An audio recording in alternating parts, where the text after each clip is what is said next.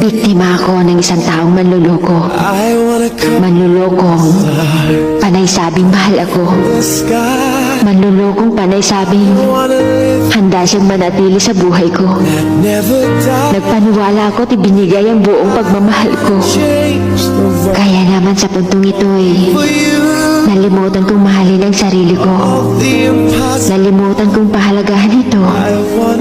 Ngunit tama na. Bitaw na. Suko na.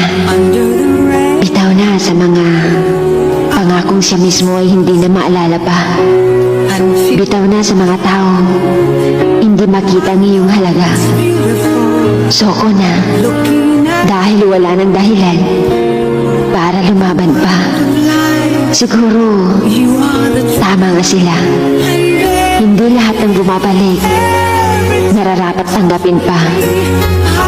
Hindi lahat ng nagmamakaawa dapat pagbigyan. At hindi lahat ng mga pangako ay dapat ng paniwalaan.